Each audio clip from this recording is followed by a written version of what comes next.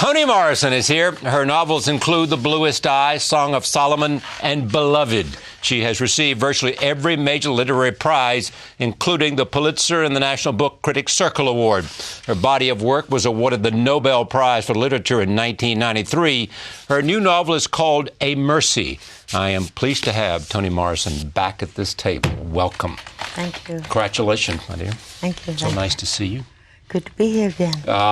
What shall we say about this? This is somehow called, most people I know think Beloved's your best book. You may or may not believe that. I think they do think that is my best book. But you're not necessarily going to agree with them. I don't agree with them. You have another choice. I have another choice. Which is? Well, actually, jazz is the best. It's the best in terms of? The obstacles I set for myself. And the writing, the concept.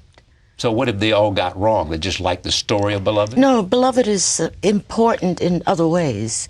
It's a story about slavery. Right. And focuses on just a small group of people. And that's an attractive and different kind of story about slavery. So I don't think the population or the readers who prefer it are wrong from a reading standpoint. But you ask me as a writer, and I was telling you that. You reached higher heights with jazz. With jazz. But the highest... Do you think? Are you saying that because you're selling this book, or are you saying that because deep inside you think that you've never been better? In some respects, I've never been better than when I wrote A Mercy. There's some voices in there and some deep and sustained research that I did for years in order to feel that kind of comfort in that landscape and in that environment and with those laws. That was a big thing, because I didn't know, that's virgin territory for me. 17th century, 2 years before the Salem witch trials. Yeah. So there was what about the experience of getting inside of that? First of all, I didn't know the landscape. I didn't know what it looked like. I mean, had some paintings and so on. But I had to go to anthropologists and botanists and people to know exactly how tall the trees were. Were there dandelions there or not? Potatoes, or was that later? I mean, you can't say anything unless you know really what was there.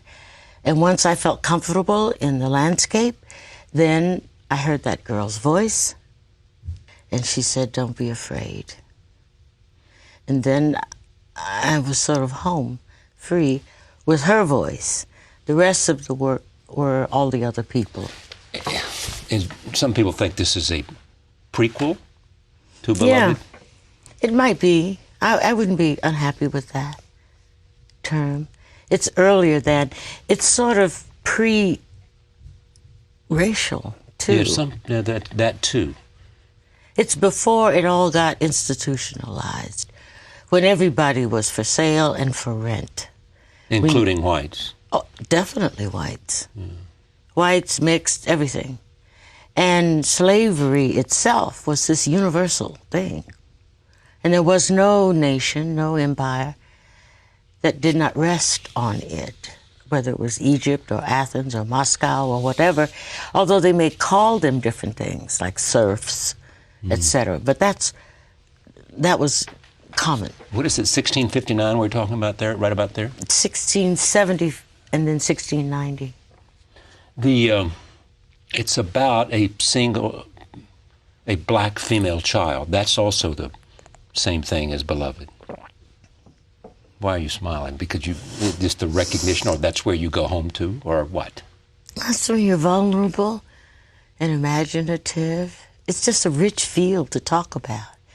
I have described older people, Song of Solomon, there were older people, but there's something very attractive about either the vulnerable people that exist in The Bluest Eye, or somebody who's 16, who believes she's thrown away. She's so needy. She needs love. Anything anybody says to her that's a compliment, she just melts. So you take her. Sounds like me. Oh, sure. And then she falls in love. Needy. Oh, God. You know, it's just terrific. In those circumstances, with a lot of bounty and enormous danger. And she goes out all alone in the woods, in the forest, to find him. Yeah. Things, I mean, the idea of also of young, especially young women, experiencing everything, finding everything, painting on a blank canvas. I mean, that's really kind of rich stuff, isn't it? Oh, sure. Absolutely. The whole world is open and threatening at the same time. Yeah. It's just to learn something from that. And whatever the outcome of the narrative, my feeling is it's really happy.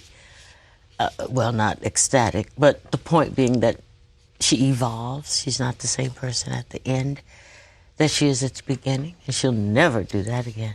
Everybody changes. All the time. All the time. Like the country. New rivers are always flowing in.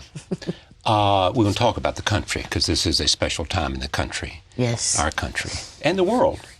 That's true. Influenced right. by change in America and response to change in America. This was America before it was America, though. My book? Yeah. Yes. Absolutely. When it was in flux, ad hoc, anything could have happened. The Dutch were here, the Portuguese, the Swedes. I mean, everybody was clamoring for space and resources. And it was young and sort of scary, but there was so much promise. And you want to know, what were these people running from? Not the clerics and the merchants, but the ordinary people. What's the significance of Bacon's rebellion? That was one instance in which a kind of people's army got together to overthrow the government in Virginia. It included landed gentry, slaves, whites that were indentured, whites that were free, blacks that were free, 400 of them. And they all got together to get rid of what they felt was an oppressive government, and they did. And they all got caught and hanged, and then things returned to normal. But the interesting thing to me was the laws that were established after. It began to define race relations. Because what they said was, any white can maim or kill any black for any reason. So that poor whites, indentured whites, have a reason to have contempt and feel superior to the blacks. Now that law, which was obviously racial division, sure, and making sure that poor whites felt better than poor blacks, that became the theme in other states and survived, these 300-400 years. Which part survived 300 or 400 years? The white people, no matter how poor and how degraded and how much contempt was felt for them by the powers that be, were nevertheless tricked into feeling that they were superior to black people. We'll talk about this later, but do you think we've gone past that now for sure? That we are in a, quote, post-racial time because of the election of Senator Obama? I'm not sure. It's drifting somewhere differently. I can feel the difference among my students who are just sort of not interested in it. There was an interesting thing last night on 60 Minutes, a very good piece by Steve Croft, and they put together the people who were there within an hour after the speech in Chicago, accepting, saying the applause, the acceptance speech, so to speak, after Senator McCain had called and conceded and all of that, and he'd been pronounced the victor. They went back and had these, and they said race never was an issue for them.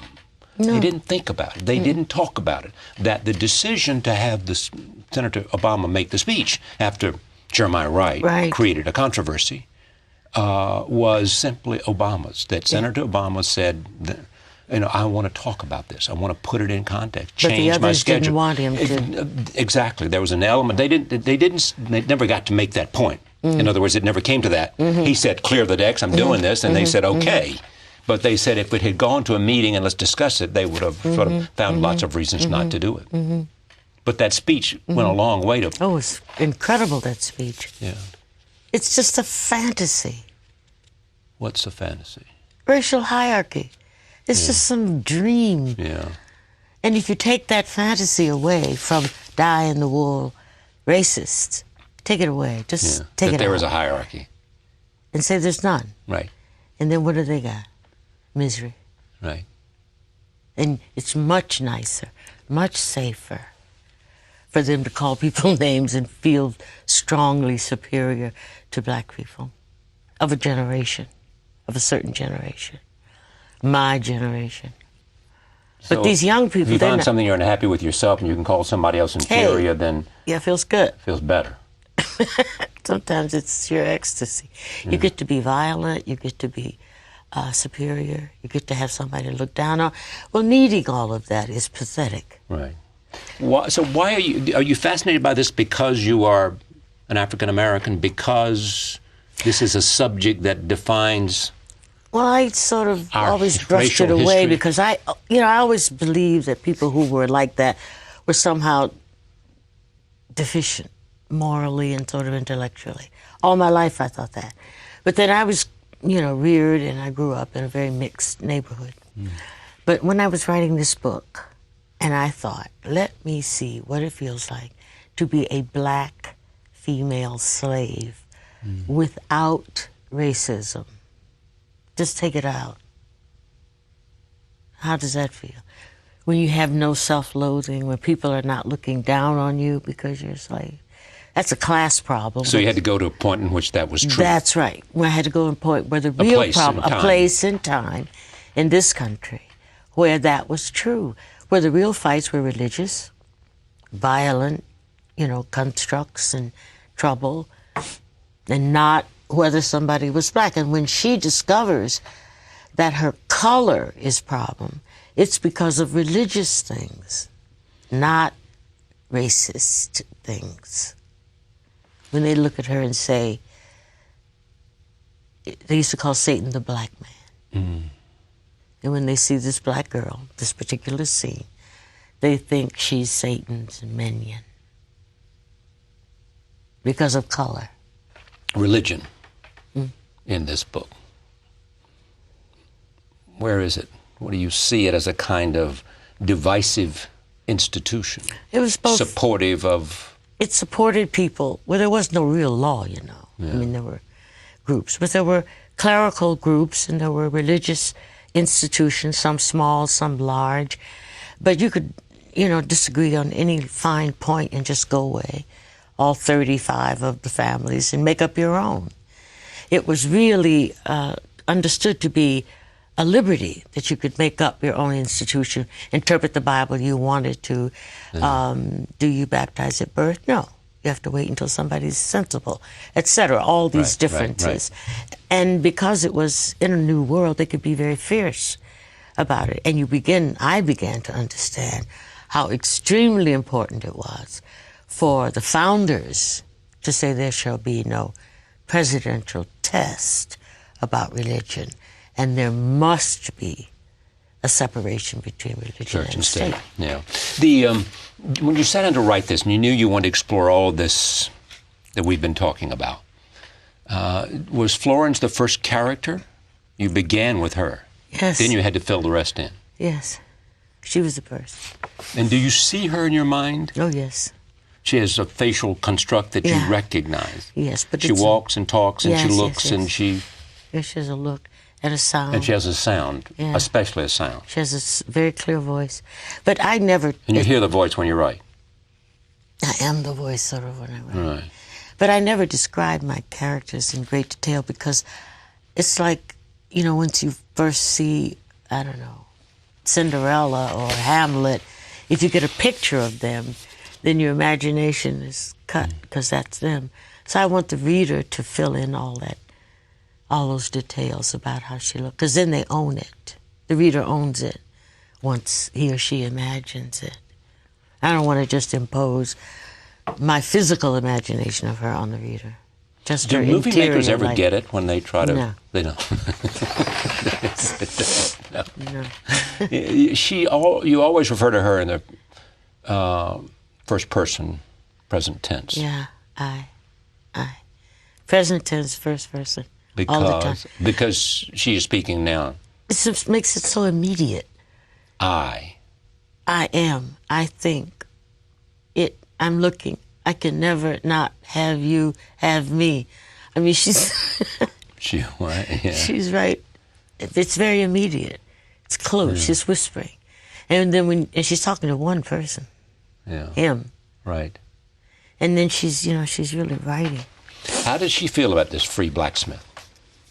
How does she feel about it? Mm-hmm. Well, in the beginning, it's just, she wants to be him. She wants to fall into him. I am live, she says. When our eyes hit, I'm live, as opposed to not live. But she, has to have her comeuppance, as one always does, when you surrender yourself that completely, that totally, that stupidly, to another human being. There's also a tragic mother-daughter thing here. Yeah, her mother gave her away, or insisted that she be taken away, but she doesn't know why, which accounts for her, neediness and sense that somebody's always getting rid of me. Also identity. Oh, yes. But I didn't want, and Bob and I talked about it a little bit, about whether Bob Gottlieb, your editor? my editor, whether she ever learns what Mother really was doing. And I said, no, she can't learn that. She'll never know. She'll never know, because that's what that kind of enslavement is. Her mother was a slave in Maryland. And the big problem of problems, the supreme one, was the separation of family members. She doesn't know what happened to her daughter. And her daughter never learns why her mother, sent her away. But you thought about giving her a moment of reconciliation. I thought about it. And? It It seemed tacky to me in a way. Why? Too easy. Easy, violins, roses. Not for me, huh? No, you don't want to make it easy, do you? No. Or too convenient. Too convenient. Tying up all the loose ends is right, too right, easy. right. Yeah. Has she become your, I look at this all the times we've talked, has she become your favorite character? Or is she just the most recent one is always your favorite? No, I have a new character. I'm writing another book there. I'm just so excited. Are you really? Already? Already. So when did the new character come into being? I've got an image Yeah. in my head. A woman? No. A man? A man. A war. African-American man? Yes. An older man? A younger man? In between. A powerful man? Sometimes. A vulnerable man? Occasionally. A man. Come on, they make mistakes. They're powerful. They're wonderful. Oh, they're right. tender. He's in his 30s. He's okay. Why choose 30s? It's good. It's a high. So what's going to happen to him? Oh, come on. I give you the pencil. You write. I'll write your story for you. Right. So, what's interesting to me when you're talking about you and Bob Gottlieb, so what part of the editing process with you, and he's one of the great editors. Oh, yes. For me, he is. And you've been together for a bunch of years. He literally says to you, let's work this out. I don't think this character would do that, or would hear that, or would go there. No, he's mostly language. It's only language, I see. Mostly language. It's not about character development, or it's not about, this is not real. No. Sometimes he says, this is too thin. You have to do more. Fatten it up. Yeah. Or put some meat on these bones. I don't know enough about this. So he reads it the first time. Second time, I think I'm done. It's beautiful. It's brilliant. And he's, very detailed. But also, more important to me, he responds like a reader. Mm-hmm. So if he's uneasy, he may not have the solution. And I may not either.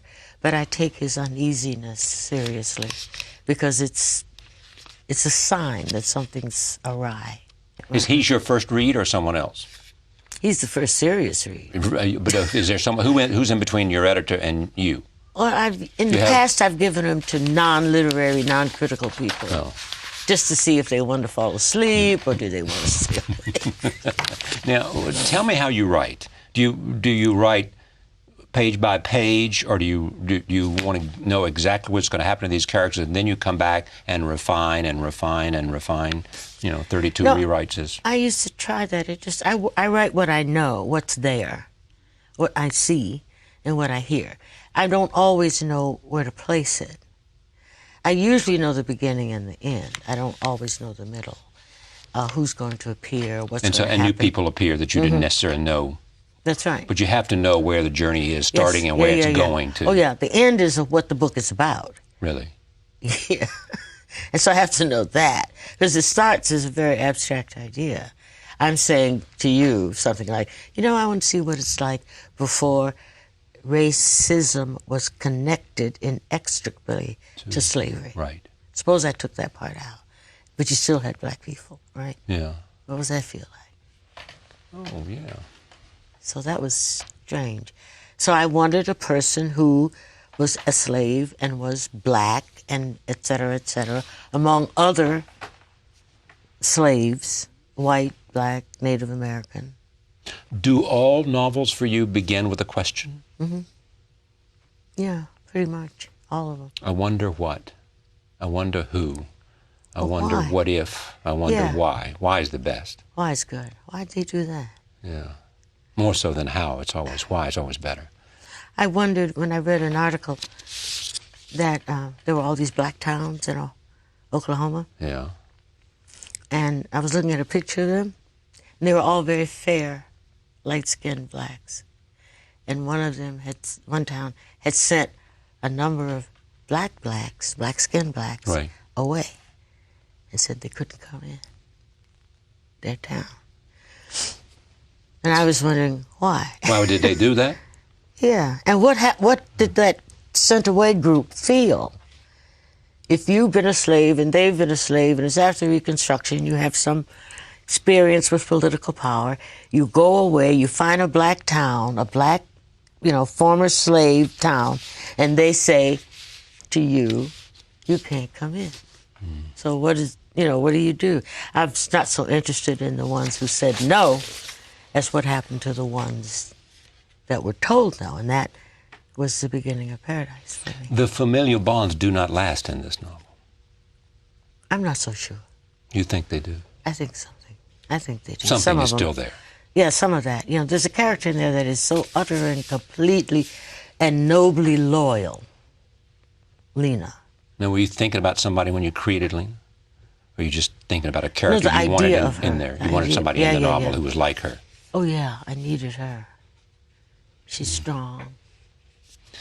You have said that the novel's relationships here are meant to show the dangers of American individuality. Yeah, it's that solitary, that false idea of the solitary lone. But I mean, the idea of loneliness is sort of powerful within you, isn't it? Is it? Loneliness. Yes. Yeah, it's sort of. Or is that true with all novelists? I don't know. I have to think about that. I do like to figure out what happens when you don't have any of your normal support system. Yeah. How brave are you now? Would you know loneliness? Oh, sure. At least the last. Now that my children are out of the house. Right. Yeah. But I sort of like it, At this stage. I guess loneliness, I guess the better word is solitude. Why do you like it? Because I don't have to talk. Like this, yeah. But you said here that there is a sense of deep loneliness in so much American fiction. That's my point. There is. Oh, yeah, there is. That is a real part of American. Yeah. It's hard. What novelists have written about. They do write about solitude and being aliens and exiles and foreigners. And remember, there was a whole school of the alienated hero. Right after World War II, everybody was suddenly all by himself. They hadn't reconstructed that community. Everything was in doubt. And I think now it's less so because we don't have to be lonely anymore because we have cell phones and we can walk down the street and we're not alone because we're on the phone. And there's so much stuff to buy, so you don't have to feel lonely anymore. Yeah, but see, I mean, my only point about all that is that I don't think that cures loneliness for a moment. Of course not. Of course not. It just is another mask. It just has something to do. It doesn't do anything. It doesn't do anything. It has nothing to do about the essence of where you are in yourself. It has nothing to do with the inside job. Yeah, exactly. Right. Politics again. Back. I mean, there is. What is your hope for Senator Obama as president? What is your hope that we have gotten? What did you feel when you realized he was the President of the United States, since everything you have written has touched on race? Yeah, I felt some exhilaration. Some? Yeah. Why just some? I mean, Well, this is... I don't feel anything completely. Oh, why Come on. not? Hallelujah, Jesus Christ, you know. I don't want to put too much weight Hope, on that. yeah. You know where my real feeling... You know what, on religion, I just said that, but you don't want to put too much weight on... One man. This is an exceptional No. man. He's Right. not an African-American. He is that particular one. Yeah. You know, he's really specific in his talents and his abilities and his intelligence and what I call wisdom. Now, but the reason the exhilaration is maybe 10% still out there is because this is our responsibility. This is our... Our mean all of America. All of America. Look, this was a brave thing. This is democracy brave being for brave. America? America, the whole country.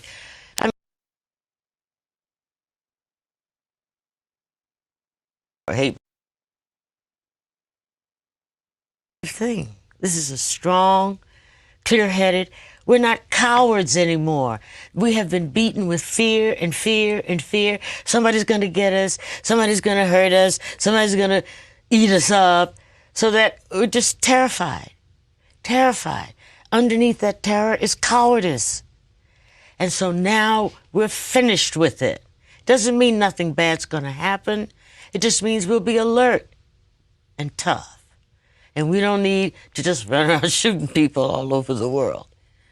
There's something else that's stronger than that. I think he said it somewhere. The strength of our ideals and our ideas. He's also said it ought to be about our hopes and not our fears. Precisely. That takes a lot of courage these days. Look, we're in a mess in this world. I mean, real mess. Yeah. But I think this was about, I really do think it was about him because he came there at that moment and had a lot of interesting things about him. Brains, youth. I mean, and all of a sudden he gave people a reason to go to a place that they wanted to be in the best. Yeah, they wanted to be there. In their best instincts, wanted to be there. Well, that's what those. And he got them there over the process of a time, and was enabled them to, one by one, transcend whatever boundaries they might have been, having to do with fear, having to do with he's too young, he's too inexperienced, having to do with he's too liberal, having to do with he's too not American, he's too far, all that. Each one of those things just dropped by.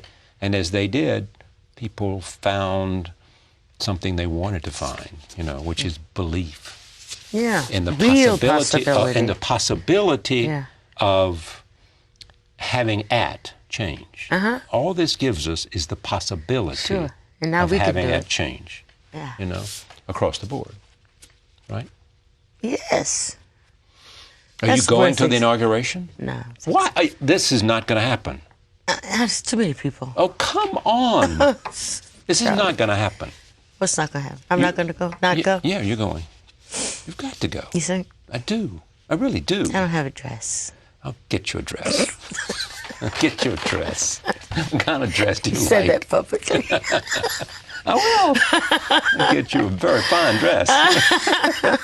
A very fine place for you to stay. Now you're doing to me what I did to you. Remember, I invited you to Stockholm and you didn't come. I know, and I have regretted it. You should. You are wonderful, and I thank you for coming, and I thank you for this book. And look at this great picture by Timothy Greenfield Sanders. Look at that. Isn't that great? Isn't that lovely? You like that, don't you? In my youth. Light's great. Come on. It was just a couple years ago. Stop it. I just saw you the other night at the Literary Lions. Oh, yes. That was fine, wasn't Sitting it? up there proudly before all those literary types. The book is called Mercy. Now, John Updike reviewed it. He did in the New Yorker magazine, pretty prestigious journal right there. Yeah, it's very thorough. And here's what you said, because it wasn't all flattery. No. By margin. Updike? No, exactly. But you know what you said, which was the very smart thing to say? You said, I'm honored that a man of his... He's a writer. He's a writer. And so if a writer wants to come judge my work, I'd rather have that than an idiot come judge my work. Right? Yeah, and he's not doing A, B, C, D. Exactly right. I like that. Toni Morrison, A Mercy, a novel.